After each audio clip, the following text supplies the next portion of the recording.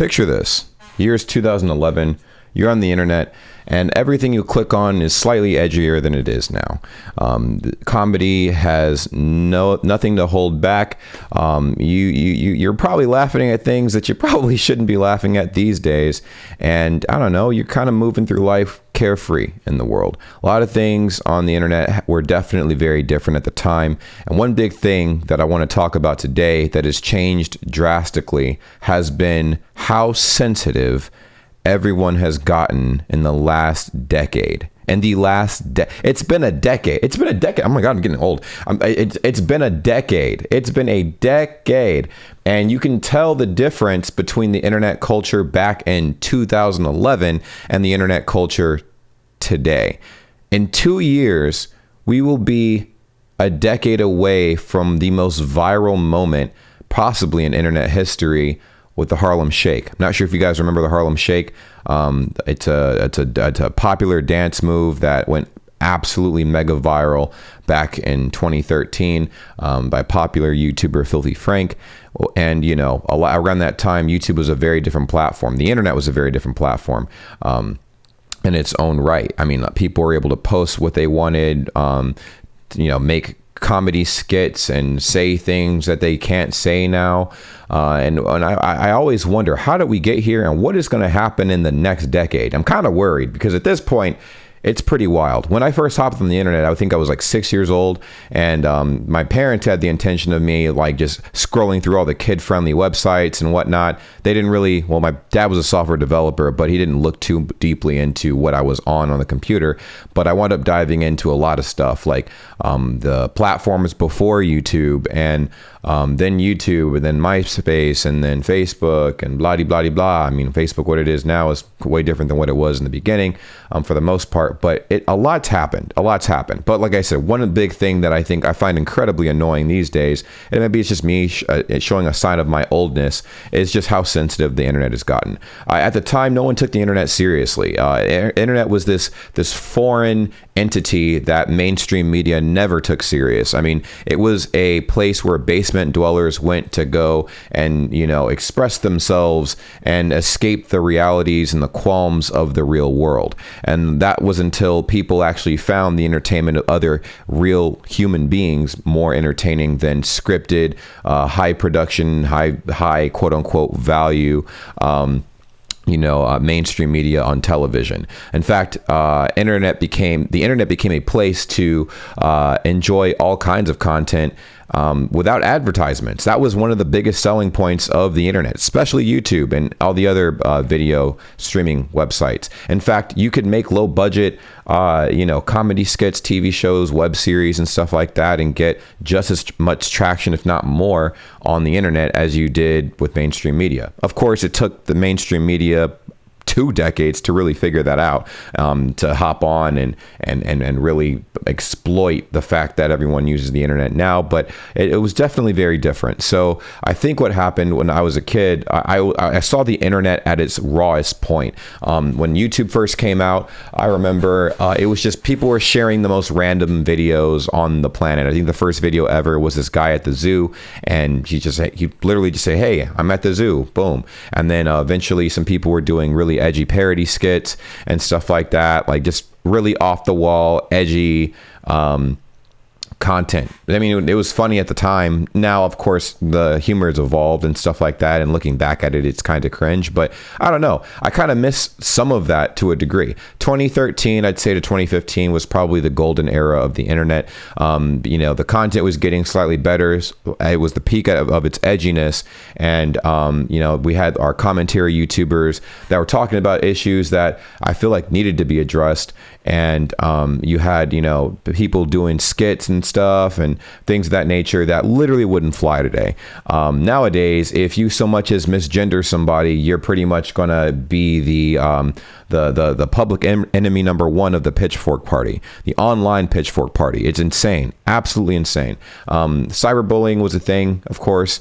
It's always been a thing, but I feel like now it's become more of a thing in an ironic way. I feel like the more sensitive the internet gets, ironically, the more of an underlying troll sense of the internet it has become, if that makes sense. So it's easy to get people banned. It's easy to get people silenced and stuff like that. And I don't know. I'm always left scratching my head. Like, what does the internet actually want? We're in a really weird time. Just in the last 2 years, especially last year, when people had nothing but time, people were literally posting videos of old clips that people made on YouTube of old skits that were very edgy and probably very racy, if you know what I mean by that. And, they're like, oh, we should cancel this person because they made this kind of content back in 2010 when the guidelines on YouTube were entirely different than they are now. And, oh, we should cancel this person because they tweeted out this thing they said 10 years ago. Like, what is going on? This is insane. I'm a simple man. Right? I'm a simple man. If you see something you don't like on the internet, take your eyes and look somewhere else. But people feel entitled to not only addressing the problem they have with an issue, but trying to force other people to see the world the way they see it. If the world doesn't see the world the way that they see the world, then the world is wrong and not them, So it's it's just weird to me, and I want to hear what you guys have to what you guys' opinions are on this matter, because I just feel like now it's unfortunate because now we've seen even famous comedians that have had to pull their punches back because the upcoming generation is very soft, unfortunately. And there's a weird prediction I've always told my friends. I've always talked about it on twitch.tv/JamesBreaking as well. If you guys want to catch me live on Twitch, I go live not every day anymore, but kind of just randomly, but you should go ahead and follow and catch me live whenever I am live. But basically, I feel like the sense of how comedy has been and how sensitive the internet has gotten is like a pendulum. It's an inevitable pendulum, right? So the beginning of the pendulum, we started off on the far left corner of the universe, which was super edgy, wild, like things that would make your jaw drop, that were just ballistic, because it was all about getting views in the beginning. It still is all about getting views, trust me, but it's very interesting ways of getting those views. In the beginning, like I said, a lot of the most viral videos were very disturbing, to say the least. And this is also off platform of just YouTube. It was everywhere. I'm pretty sure everybody knows the viral 2 Girls 1 Cup video. I mean, if you don't know what it is, let's just say if you know, you know. And there was the woman eating her woman device video as well. If you know, you know. If you don't know, you don't need to know, really. all of that I'm bringing those examples up for is, of course, the internet has swayed in a different direction. Now, those I do not miss, trust me. I wish I could unsee them. But there are certain sides of the internet I wish we could still have. For instance, I feel like the ability to criticize other people, however you want to criticize them, like whether it's talking shit like unrelentlessly and not holding back. I feel like you should be able to do that. I feel like other people should be able to defend themselves and do that back. Yeah, is it toxic? I guess, but I feel like that's just human nature. If someone says something mean to you, right, what do? You don't just ignore them. Some people do and walk off and just go about their lives. But I mean, I feel like you should have the right. I feel like everybody deserves the right to say something back. And I feel like everybody has the right to just, say what they feel about whatever trendy issues are. Now, another point that I've observed now, the difference between today's internet and the internet back then, is how people get banned, right? Now, Twitter is a very interesting platform. And I know a lot of people that probably don't use Twitter. I barely use Twitter myself. But Twitter is a very interesting platform. You can have people in their birthday suits roam free on Twitter. You could post a picture of your hog, if you're a male, or your butterfly, if you're a female, on Twitter. And basically nothing happens. Nothing happens at all. In fact, they let that go free. They'll let it trend all over the hashtags, like to #1 trending. But let you have a political opinion that goes against the mob, and they will ban you with a swiftness. And this ties into a bigger issue that I never really saw coming, that I didn't really think about before. I did think about it when I was 14, but I'm like, I'm probably just crazy. But how do you guys feel about one person owning these massive companies? People always talk about the world's money being held in the possession of a few individuals on the planet. That's not really my concern. My concern is the world's voices being held in the hands of very of a few people, like a handful of people. Because, you know, and I saw this particularly when we had our previous president, of course, in office. And while I didn't agree with all of the decisions he made, there were some interesting points being made by people that supported him. And I, you know, set my differences aside and listened to what people were saying. And I'm like, ooh, this does look a little interesting. Like I said, you can have your full birthday suit on the internet and not get banned on some platforms. Now, obviously on YouTube and Twitch, you 100% will. And definitely in most cases on Instagram, you will as well. But on platforms like Twitter, you would definitely roam the world free. And if you have a political opinion, you're eliminated, you're annihilated. Why? Because it's not advertiser friendly. And of course, I feel like the owners of Twitter and all of these platforms have a strong agenda and stuff like that, which is kind of scary if you think about it, because I feel like that's how the wrong people, in a sense, can rise to power, and the wrong people can start mobbing together. So this pendulum thing I was talking about earlier that I never finished, right? On one end of the pendulum, we have this side of society that was not sensitive, just posted whatever they wanted. There was no filter and absolutely went berserk. And now we're on the other side of the pendulum where everybody's hypersensitive. You have to address everyone by their pronouns and their nouns and their beliefs and whatever, and pretty much take into consideration what everyone has to say over here.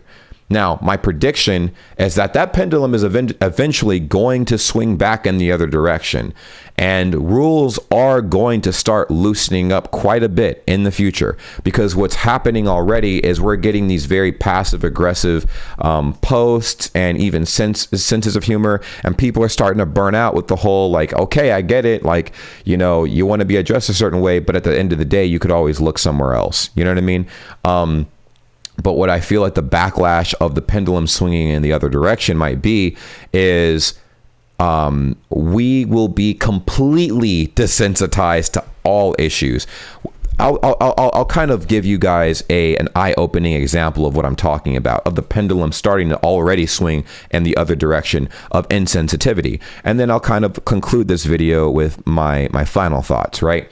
So recently there was a rapper who has passed, Pop Smoke. Most of you guys may or may not know who that is, but in case you guys don't know, he's a rapper that blew up, was taken out of this world, you know, unfortunately through a robbery that went wrong.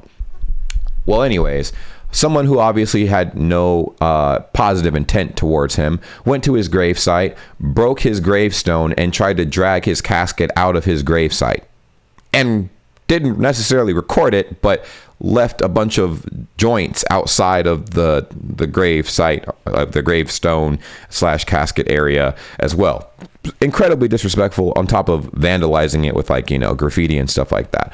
That is some next level type stuff, right? That's some next level type stuff. I don't even think back in the day people might have would have done some stuff like that, but not like that. I don't think people would have done it like that. They would have made it like a really edgy skit on something like that, but they wouldn't have actually done something like that. So, like I said, I feel like the pendulum is going to swing in a direction where we might actually get even more insensitive than what we were back in 2011 and prior.